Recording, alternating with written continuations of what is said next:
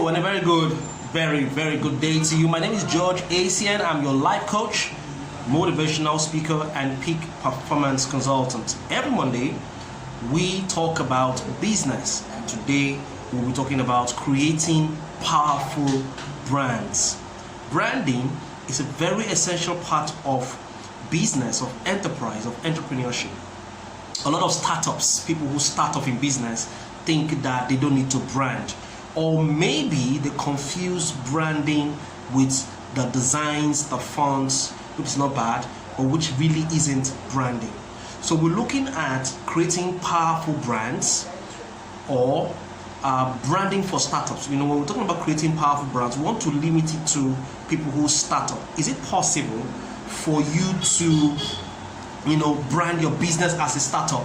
Is it really possible? We'll look at that today and discuss all of that. The first thing I want us to quickly define is what branding is. What is branding? A lot of definitions, a lot of conversations around these areas, especially for those of you who are in the business circle. You've had several definitions of branding.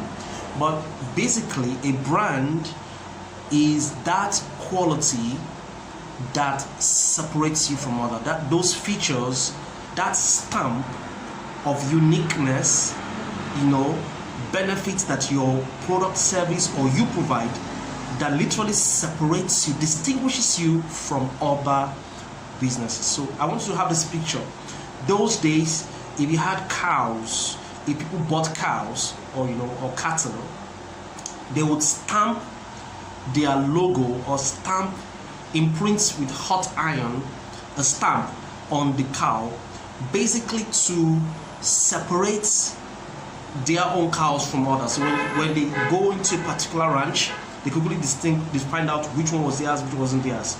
That's what branding basically means. And even when in the slave trade era, people used to also brand humans. This is the slave owner of this particular human. Now, in this time and era, to separate different products and separate different services, certain stamps are placed. So those distinguishing uniqueness that separates you from others, separates your products, your business from others, is what is called branding, or what's called a brand. Branding is a process of doing that.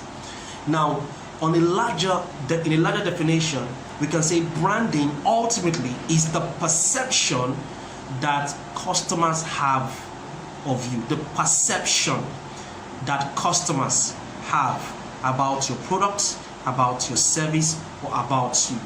So what a lot of people don't understand is, while branding is a process, it is also a perception.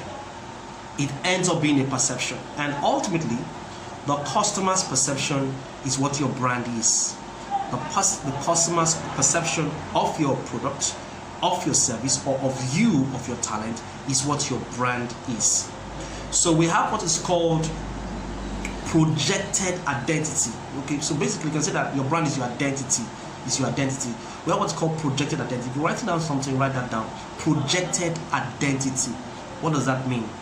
What that means basically is whatever it is you are projecting to your customers, whatever it is you're projecting to your prospects, whatever it is you're projecting in the marketplace, is your projected identity. Those things you want people to know you for, those qualities, those benefits and features that you want your customers, you want people in the marketplace to identify you with, is your projected identity.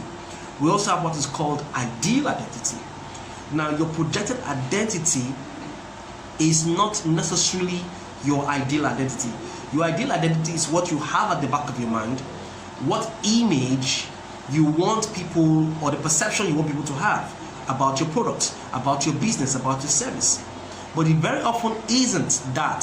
So you have an ideal image, and everything we do, all of the branding process, all the things that we do, from the packaging, the promotions, the putting together of our vision, the customer service, and all of that is working towards making sure that we reach our ideal identity.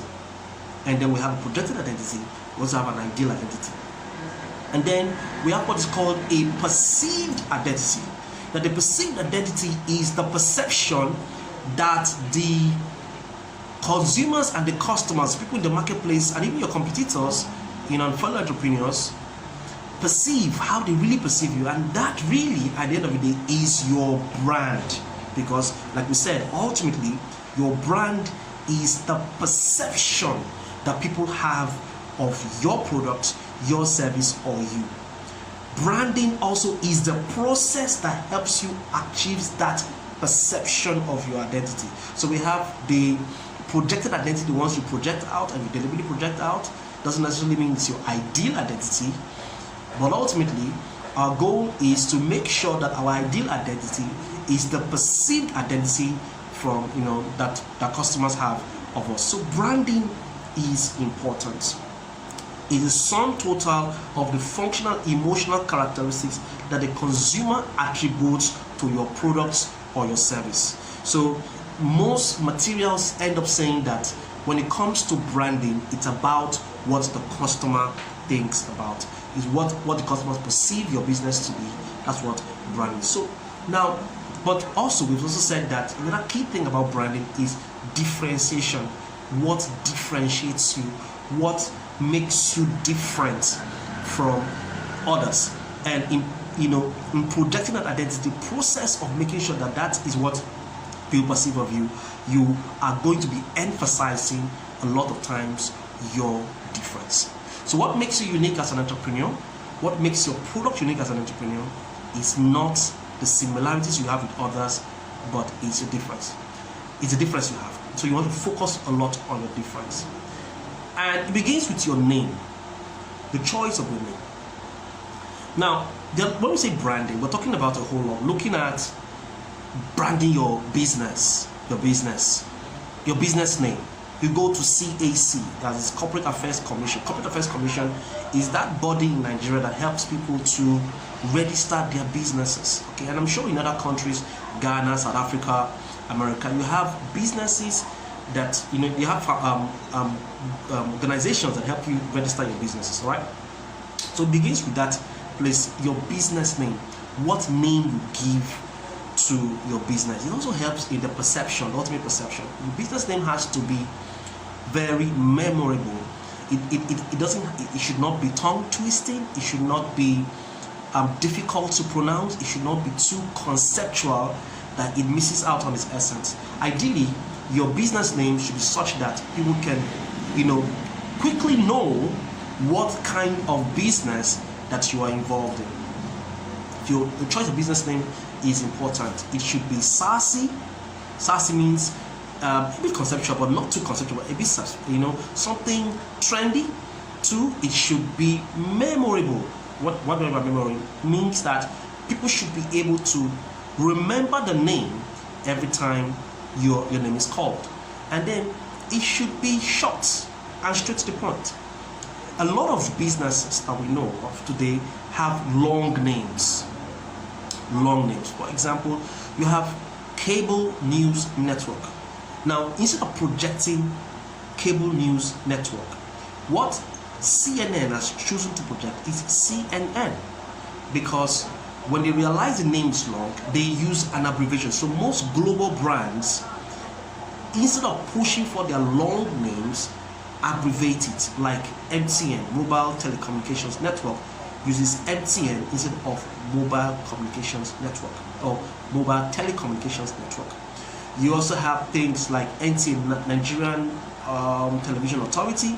Instead of doing that, they go on to say NTA.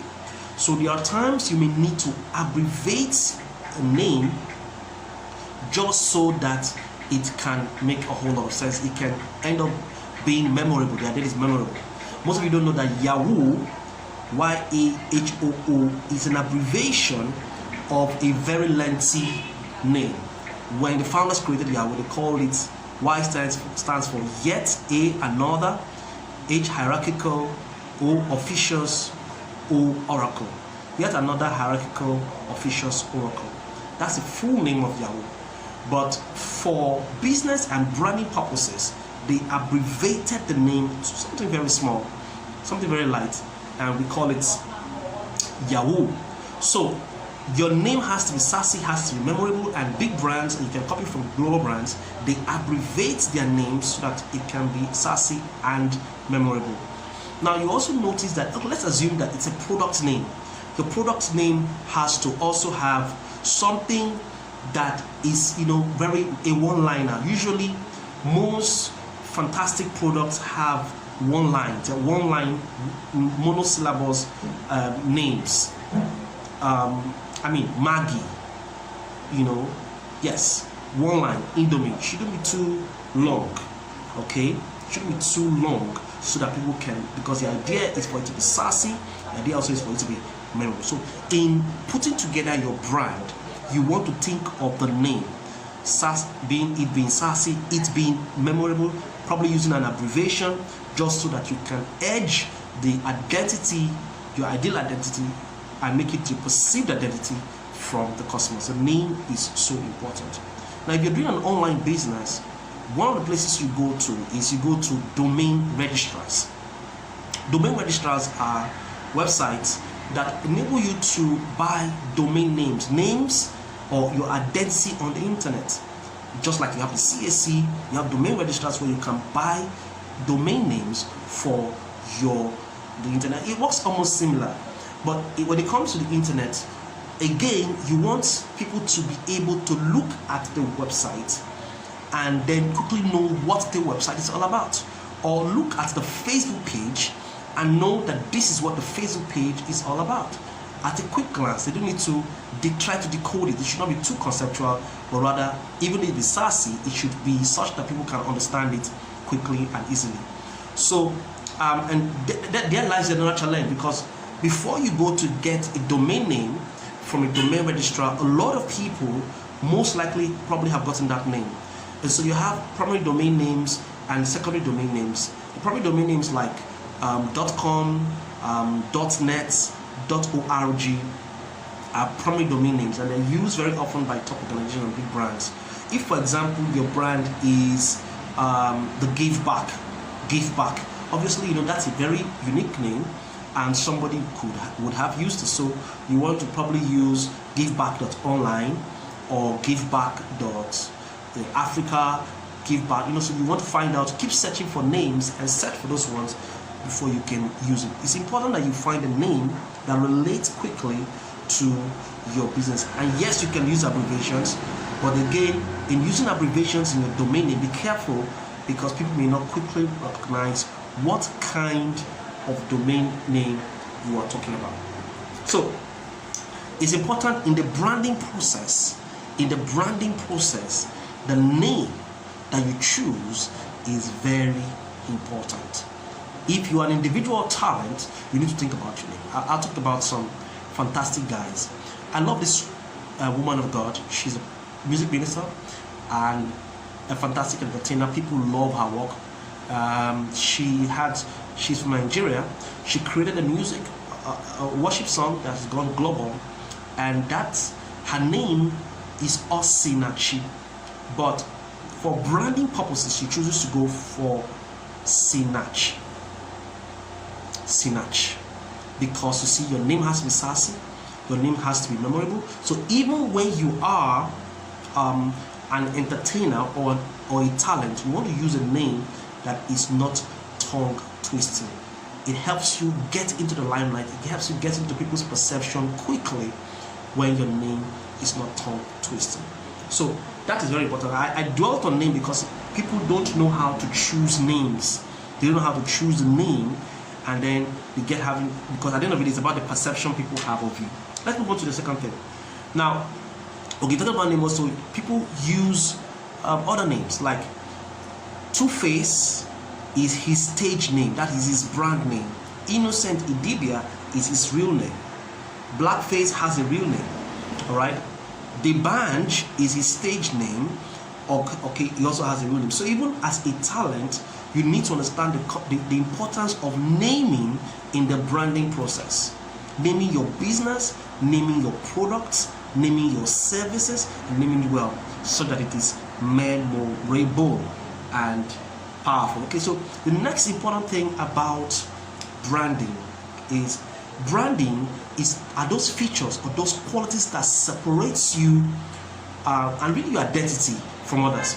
So one other thing you want to quickly do is work out your slogan, your slogan, yeah, like a one-liner or a tagline, if you're using the internet, that truly tells people this is what you represent, so that can truly quickly encapsulate everything that you represent in just one line. In one line, is that possible? George ACN, everything inspirational. All right, so MTN, everywhere you go. There's a time Airtel was using, it's all about you. So you want to start thinking of slogans, you want to start thinking of taglines. That is part of the branding process that edges that thing you're doing into the minds of the customer. Ultimately, your goal is to get to the mind of the customer. So start thinking of what taglines does your product have, what taglines does your business have, what tagline does your brand have, your organization have. This is so very important. I run an NGO, and that NGO is called Blue Sky Development Foundation. And Blue Sky has, he said, the tagline is, if you can look up, there is hope. If you can look up, there is hope. So that's basically the timeline.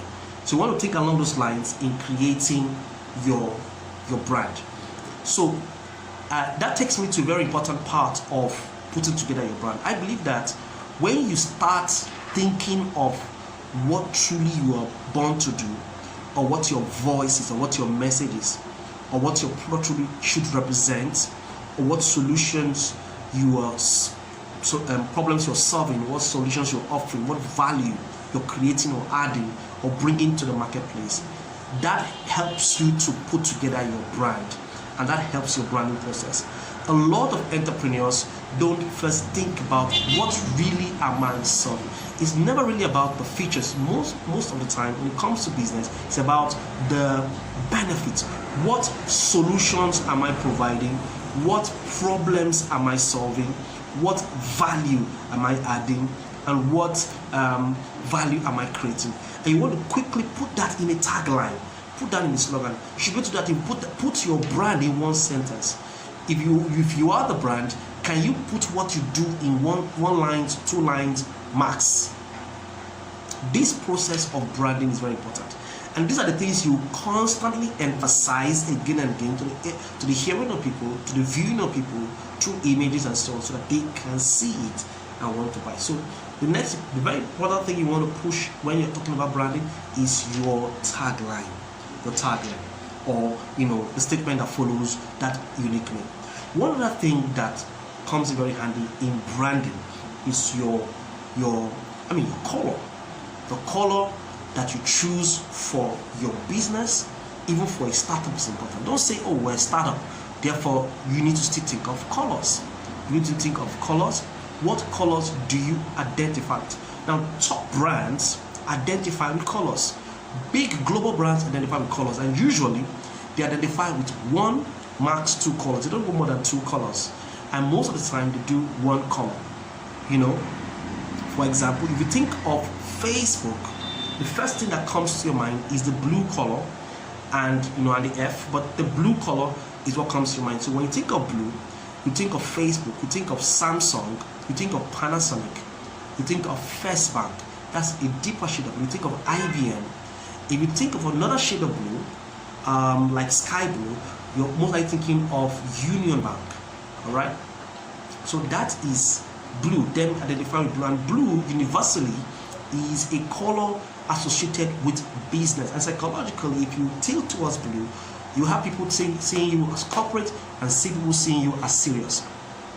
Now, the color, when you think of the color red is supposedly a very aggressive, passionate, seductive color.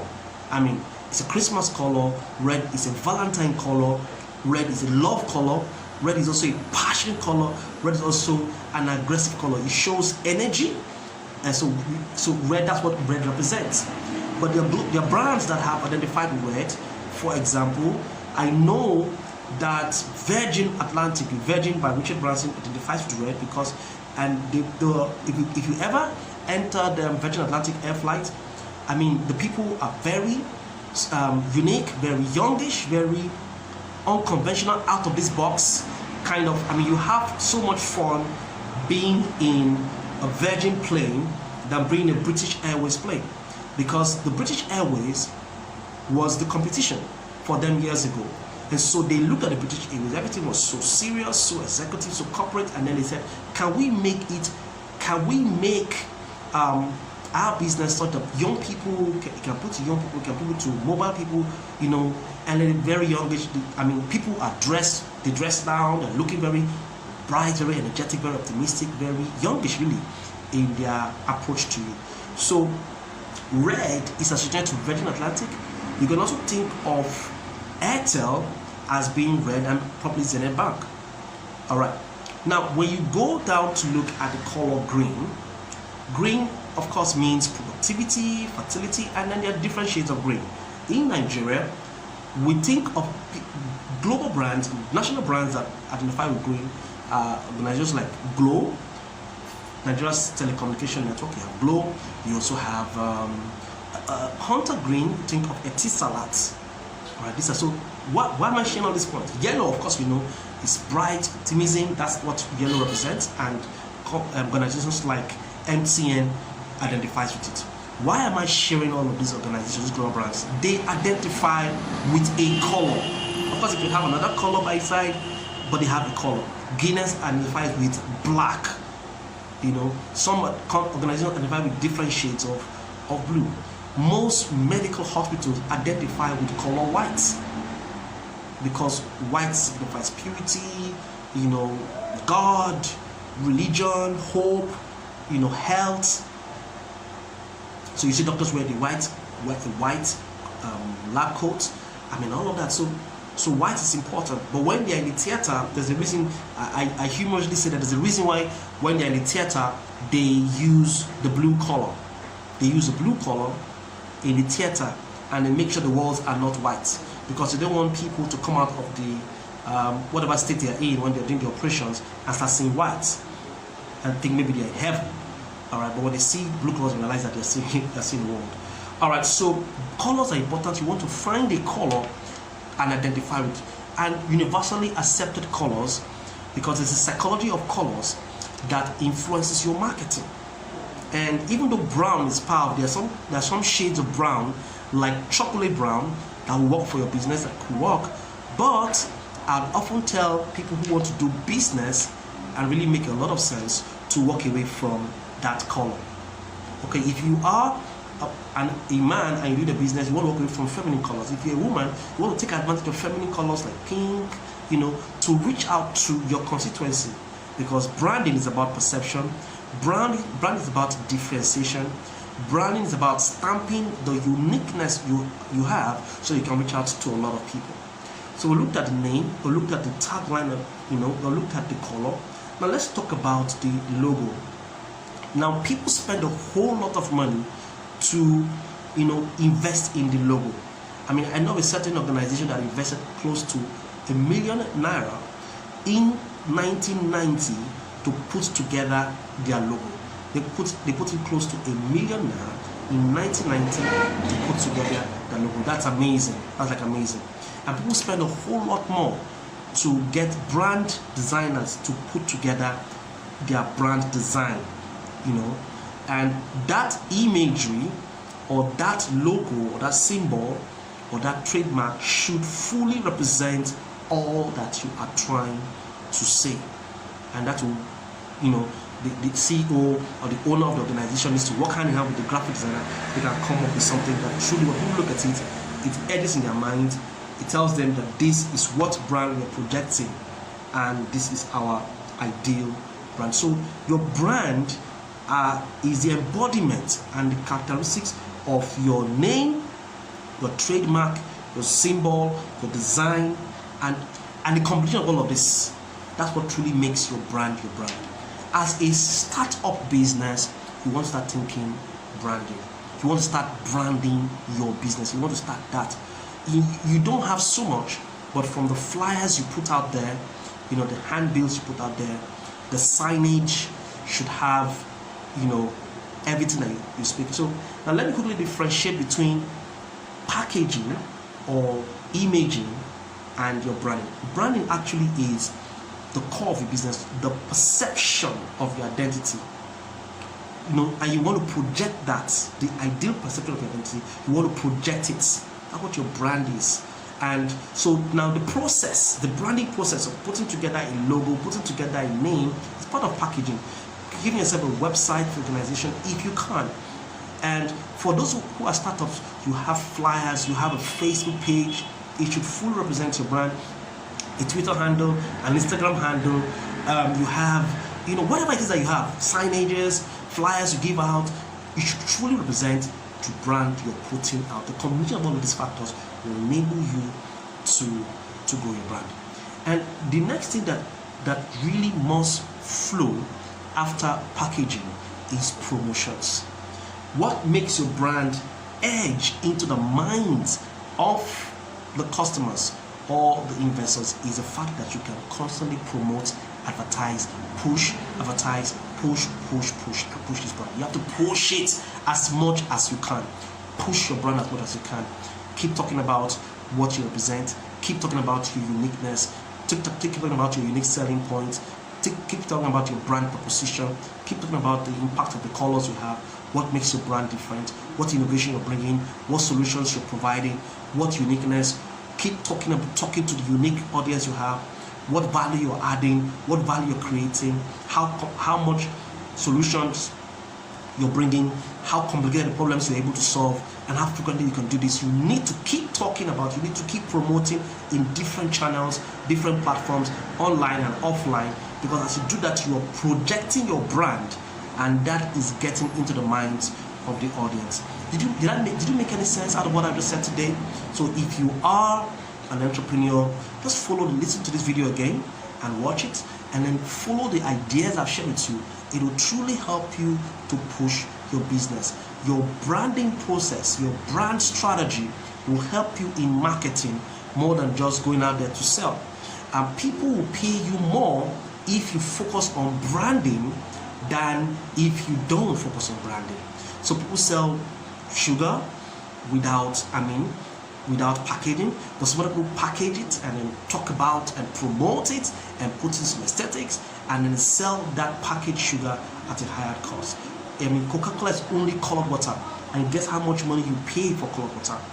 Starbucks is just branded coffee, and guess how much money you pay for branded coffee?